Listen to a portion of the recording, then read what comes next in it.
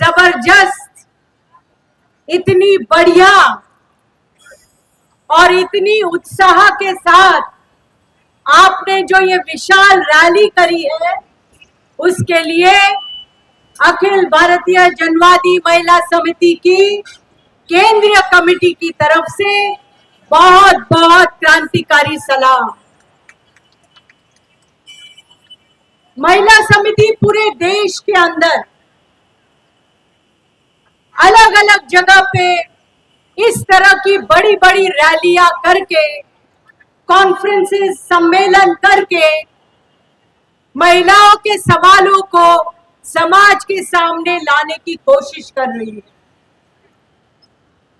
26 राज्यों में 1,10,00,000 मेंबर से ज्यादा की हमारी संगठन है। 24 राज्य अधिवेशन हो गया, अब 2 बाकी है। क्या उठाया महिलाओं ने, कश्मीर में लेकर कश्मीर की औरत, कन्याकुमारी की औरत, ओडिशा की औरत, महाराष्ट्र की औरत, या दिल्ली की औरत, या पश्चिम बंगाल की औरत, क्या कह रही है? एक भारतीय औरत क्या कह रही है? सीधी सी बात कह रही है, हमें इज्जत के साथ, सुकून के साथ जिंदगी जीने का मौका दो।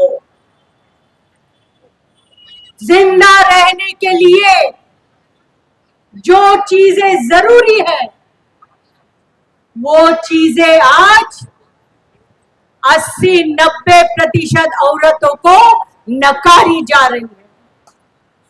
सामान्य बात है, हमें अच्छा पेट भर अनाज मिलना चाहिए।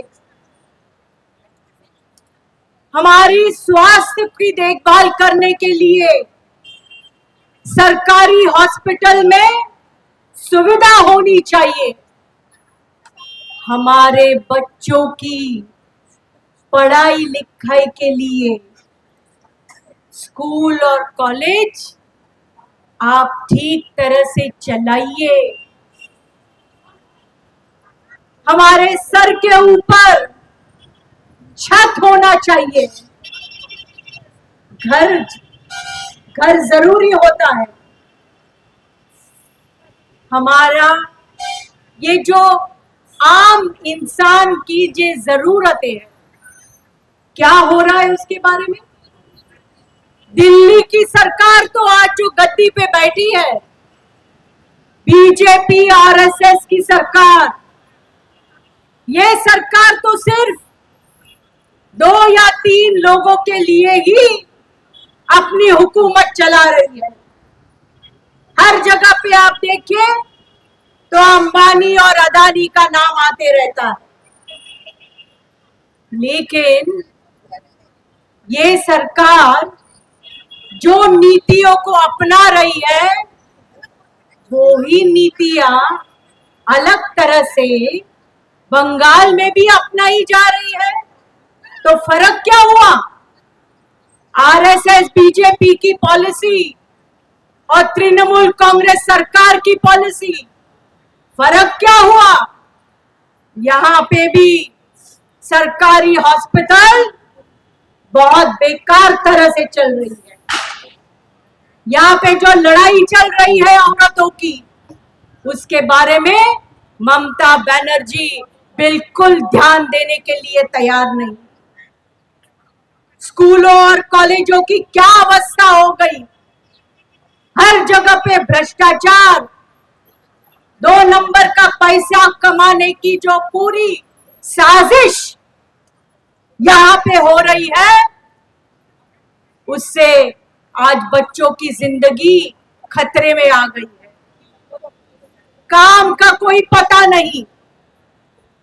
हम मीनाक्षी से पूछ रहे थे, अभी एक बहुत बढ़िया बंगाल बचाओ यात्रा करके वो यहाँ पे आए हैं। हर जगह पे औरतें कह रही है, हमें काम दो, बिना काम का इंसान रहेगा कैसे? हाथ में कोई कमाई नहीं, कोई कमाई का जरिया नहीं, जिंदगी कैसे चलाएंगे? और दिल्ली की सरकार मनरेगा खत्म करने की बात कर दी। वो जो कानून बनाया, जितना मनरेगा चल रहा था, टूटा फूटा जो भी है, लेकिन वो भी पूरा बंद करने का। ममता बनर्जी उनके कार्यकाल में जो पहले मिलता था काम 12 साल पहले, वो पूरा बंद कर दिया। तो क्या हो रहा है? औरतें क्या कर रही है? दूसरी जगह जा रही है मजदूरी करने के लिए, बंगाल छोड़ के दूसरी जगह जा रही है। हमने दिल्ली में देखा है कितनी सारी गरीब औरतें दिल्ली के अंदर मजदूरी करने आती है। हम एक दिन बस में सफर कर रहे थे, वहां पे एक गरीब औरत ऐसी बैठी थी, बस में रो रही थी। हमने पूछा उसको, क्या हो गया बहन? वो बोली, मेरा बेटा यहाँ दिल्ली की फैक्ट्री में कहीं मजदूरी कर रहा था, उस फैक्ट्री में उसका एक्सीडेंट हो गया, उसका हाथ कट गया मशीन में, तो वो मालक ने उसको निकाल दिया, सरकारी हॉस्पिटल में उसको भर्ती कर दिया, और अभी कोई देखने के लिए नहीं। हॉस्पिटल वाला कह रहा है 50,000 रुपया खर्चा होगा। मेरे पास तो 50 रुपया नहीं है, मैं क्या करूंगी? इतनी मुसीबत में फंस गई हूं, मैं क्या करूंगी? मैं दूसरे के घर में जाकर दिल्ली में बर्तन और कपड़ा धोती हूँ। मेरा बेटा काम कर रहा था, आज उसका घर कैसे चलेगा? उसके बच्चे भूखे मरेंगे, उसका इलाज कैसा होगा? ये सिर्फ एक औरत की कहानी नहीं, ये करोड़ों करोड़ों औरतों की कहानी है। ये क्यों है? क्योंकि ये सरकार हमें इस देश का नागरिक ही नहीं समझती है। वो सिर्फ अंबानी अदानी को नागरिक समझती है। वोट लेती है हमसे, गरीबों से वोट लेती है, वोट के टाइम में झूठा वादा करती है। ये हमारे प्रधानमंत्री तो उसमें एक्सपर्ट है। उसके बाद दूसरा नंबर आता है ममता बनर्जी का। वो दूसरा में ओलंपिक का खेल चल रहा है, सबसे ज्यादा झूठा वादा कौन करता है? वो मोदी ने कहा 15 लाख रुपए लाएंगे, अच्छे दिन लाएंगे, चौकीदारी करेंगे, पता नहीं क्या क्या बोला, बेटी बचाओ बेटी पढ़ाओ बोला, सबका साथ सबका विकास बोला। ये एक के एक पीछे बॉलिंग करते गए, और हकीकत में क्या हुआ है?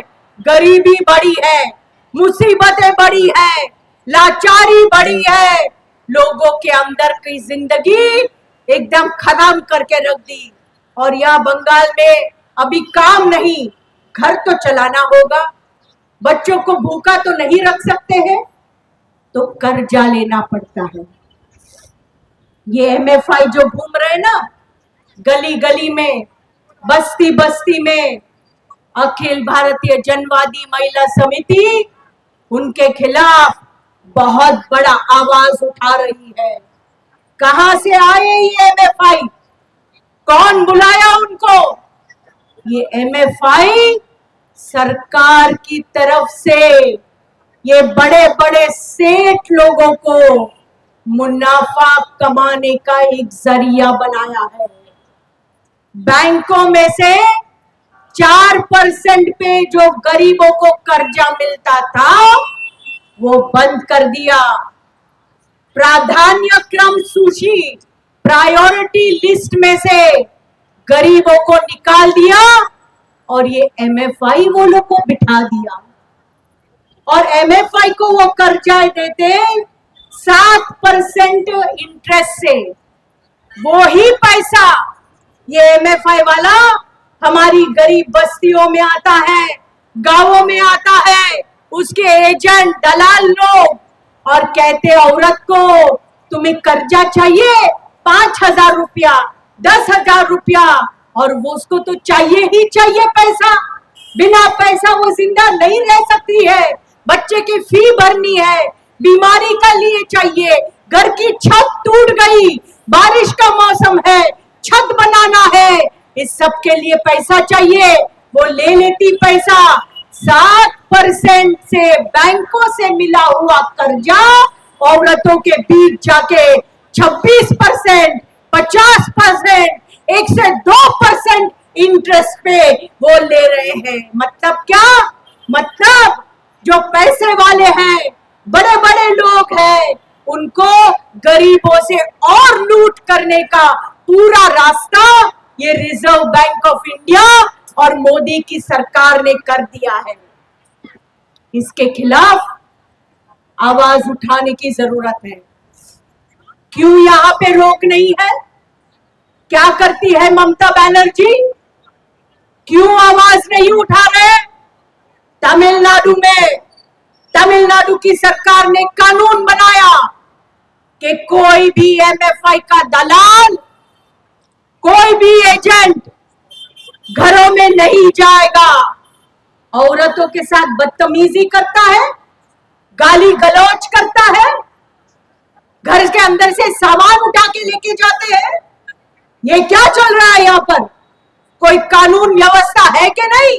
कोई भी आएगा, कुछ भी उठा के लेके जाएगा, ये नहीं चलेगा।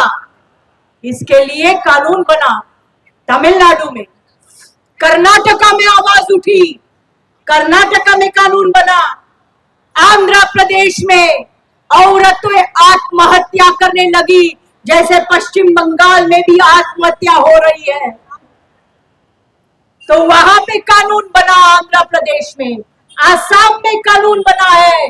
यहाँ पर ये गुंडागर्दी रोकने के लिए क्या पहल कदमी ले रही है सरकार? कतई नहीं लेगी। क्यों नहीं लेगी? क्योंकि ये सरकार ही गुंडों की सरकार है। ये सरकार ही गुंडागर्दी को बढ़ावा देती है। हमने आरजी कार के वक्त देखा, आप में से सब लोग रास्ते पे थे, हजारों की तादाद में पूरे पश्चिम बंगाल में औरतें रास्ते पे थी। आपको आपका ये संघर्ष देखकर पूरे देश के अंदर औरतों ने आवाज उठाई, लड़ाई किया। डॉक्टरों ने, नर्स ने, मेडिकल स्टूडेंट ने, औरतों ने मिलकर पूरे देश में आवाज किया। लेकिन यहाँ पर उस लड़की को न्याय देने के लिए, सभी औरतों को न्याय देने के लिए पहल कदमी नहीं कर रही थी टीएमसी। तृणमूल उस वक्त झूठा केस बनाने के लिए, वहां के गुनहगारों को बचाने के लिए, वो तृणमूल कांग्रेस के लोगों ने जाके तोड़फोड़ किया ताकि कोई भी प्रूफ ना रहे। इस तरह से यहाँ की तृणमूल कांग्रेस और दिल्ली में बैठी अमित शाह और मोदी की सरकार, हाथरस का केस देख लीजिए उत्तर प्रदेश में, कश्मीर में कठुआ का केस आप देख लीजिए, हरियाणा में देख लीजिए, मध्य प्रदेश में देख लीजिए, गुजरात में देख लीजिए, महाराष्ट्र में देख लीजिए, कहीं पे भी आप जाओ, ये बीजेपी के नेता, उनके एमएलए, उनके रिश्तेदार, ये औरतों के हिंसा के केस में सब लोग के हाथ रंगे हुए हैं और उनको बचाने की पूरी साजिश चलती है। अरे वो प्रज्वल रेवन्ना 100 से ज्यादा औरतों के ऊपर यौन शोषण में आज जेल में बैठा है। वो प्रज्वल रेवन्ना इलेक्शन में खड़ा था, लोकसभा में उसका कैंपेनिंग करने के लिए कौन गया था? शर्म आनी चाहिए। ऐसे प्रधानमंत्री है हमारे, प्रधानमंत्री मोदी जाकर प्लेटफॉर्म पे बोलते हैं प्रज्वल रेवन्ना को वोट मतलब मुझे वोट। शर्म आनी चाहिए। एक गुनहगार के लिए वोट मांगते हैं यहाँ पे प्रज्वल रेवन्ना और वहां पे ब्रिजभूषण शरण सिंह, जिन्होंने कुश्ती खिलाड़ी लड़कियों के खिलाफ यौन शोषण के आरोप में वो फंसा हुआ है। तो ये है हमारा देश आज बना हुआ और लोग एक साथ ना आए, इसलिए धर्म के नाम पर, जात के नाम पर हिंदू मुसलमान हर बार आप देखिए, उच्च जाति के, निम्न जाति के, आदिवासी बगैर आदिवासी, बंगाली बगैर बंगाली, मराठी बगैर मराठी, ये सब इसी तरह का राजकारण उनका चल रहा है पूरे देश में। हम इस देश के नागरिक हैं, हिंदू हो, मुसलमान हो, सिख हो, ईसाई हो, ब्राह्मण हो, जाट हो, दलित हो, आदिवासी हो, कोई भी हो, हम इस देश के नागरिक हैं। ये बीजेपी आरएसएस को कोई हक नहीं पहुंचता ये कहने का या ये तय करने का इस देश का नागरिक कौन रहेगा। अरे आप हिंदू हिंदू हिंदू बात करते हो, 80% जनता हमारे देश की कौन है? 80% जनता हमारी देश की हिंदू है, लेकिन उस हिंदू के बच्चे की याद आती है जो भूख से मरता है, जो बीमार है, जो किसान कर्जे के वजह से अपने आप का आत्महत्या कर लेता है। नहीं आती। हिंदू के नाम पर हिंदू मुस्लिम करके इस देश में नफरत की राजनीति वो फैला रहे हैं। नफरत के नाम पर वो अपना पूरा राज चलाना चाहते हैं, एक मनुवादी राज, जाति व्यवस्था को मजबूत करके, जात उत्पीड़न को मजबूत करके, दलितों पे हमला, मुसलमानों पे हमला, आदिवासी की जमीन खींच लो और औरतों को दुर्लभ स्थान दो, औरतों को न्याय न दो, औरतों को चुप रखो, औरतों को दहेज प्रथा को समर्थन करने वाले, सती प्रथा को समर्थन करने वाले आरएसएस के लोग आज गद्दी पे बैठे हैं। वो ही आरएसएस जिसने इस देश की आजादी के साथ गद्दारी करी। ऐसे गद्दार लोग हमको क्या न्याय देंगे? आरएसएस ने ब्रिटिश हुकूमत के साथ हाथ मिलाकर दंगा फसाद कराने की कोशिश की आजादी के समय। आज हमको बताएंगे राष्ट्रवाद क्या है, हमें बताएंगे वो लोग कि राष्ट्रवाद क्या होता है। कहीं पे उनको उनका जो हमारा बदनसीबी है कि आज वो सत्ता में बैठे हैं। इसलिए अखिल भारतीय जनवादी महिला समिति ये तय करी है, साथियों, ये मुल्क हमारा है, ये बंगाल हमारा है। किसी के बाप ने किसी को विरासत में नहीं दिया है, न मोदी को, न अमित शाह को, न ममता बनर्जी को। इस मिट्टी में गरीबों का खून बहा है। बंगाल की विरासत, आजादी के संघर्ष की विरासत बहुत ही अभिमान देने वाली विरासत है। खून बहा है लोगों का, पसीना बहा है इस मिट्टी में मजदूरों का, औरतों का श्रम इस मिट्टी में लगा है। इसलिए ये देश, ये मिट्टी, ये राज्य, ये हमारा है। हमें महाराष्ट्र में गोदावरी परु लेकर के जिले से हम आते हैं। गोदावरी परु लेकर हमेशा ये कहती थी, मांग मांगने से नहीं मिलता, हमारी जो मांगे हैं मांगने से नहीं मिलती, वो छीनना पड़ता है। वो इसलिए छीनना पड़ता है क्योंकि बड़े बड़े भांडवलदार, जमींदार, साहूकार, इन लोगों के हाथ में आज सत्ता है। गरीबों को के हाथ में जिस दिन सत्ता आएगी उसी दिन हमें अपना न्याय मिलेगा। लेकिन तब तक ये झंडा हाथ में लिए इस हुकूमत की कुर्सी को हिलाने के लिए उस हुकूमत को बताने के लिए कि हम जिंदा है। आप होगे मजबूर, आप होगे बिके हुए। अंबानी अदानी से पैसा लेकर इलेक्शन लड़ना ये आपका है, हमारा नहीं। हम लड़ेंगे और हम जीतेंगे। इतिहास ने बताया है, सच्चाई की लड़ाई हमेशा जीत की लड़ाई होती है।